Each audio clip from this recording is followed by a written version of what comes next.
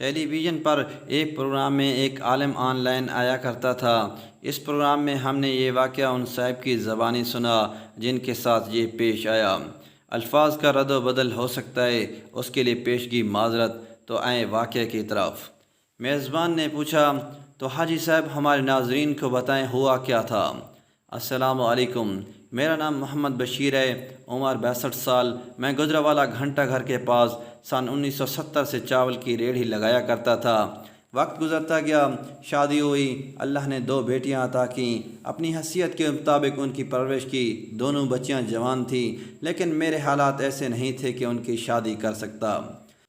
گھنٹہ گھر کے پاس ایک مغل صاحب کی کپڑے کی دکان تھی۔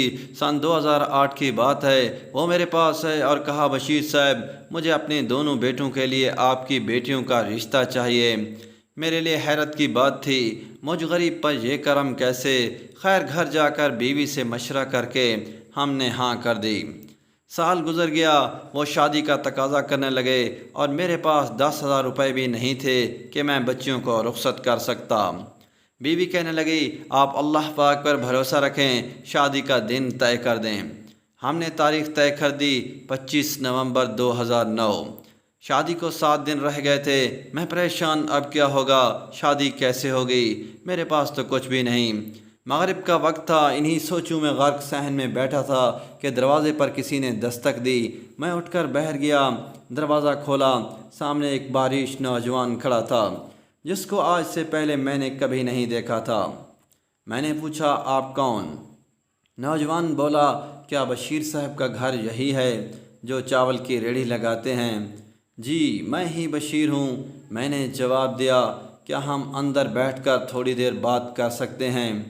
میں اسے گھر کے صحن میں لے آیا، سوالیہ نظروں سے اس کی طرف دیکھنے لگا۔ اس کی آنکھوں سے آنسو بہنے لگے۔ بولا، میں کراچی سے آیا ہوں اور 2 دن سے آپ کو تلاش کر رہا ہوں۔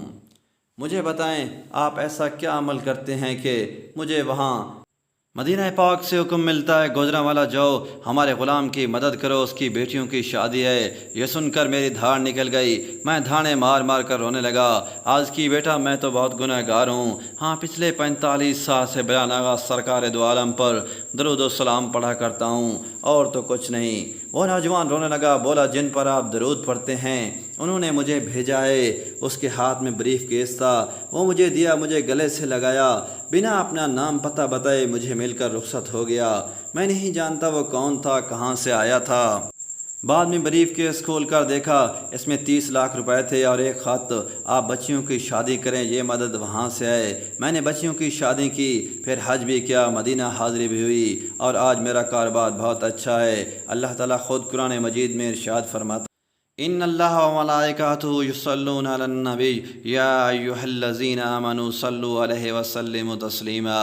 بے شک اللہ اور اس کے فرشتے نبی پاک پر درود بھیجتے ہیں۔ اے ایمان والو تم بھی آپ صلی اللہ علیہ وسلم پر درود و سلام بھیجو۔ اللہم صلی علی محمد وعلی آل محمد کما صلیت علی ابراہیم وعلی آل ابراہیم انک حمید مجید۔ اللہم بارک علی محمد وعلی آل محمد کما بارکت علی ابراہیم وعلی آل ابراہیم انک حمید مجید۔ اللہ پاک ہم سب کو اپنے نبی پاک پر درود بھیجنے والا بنائے، آمین۔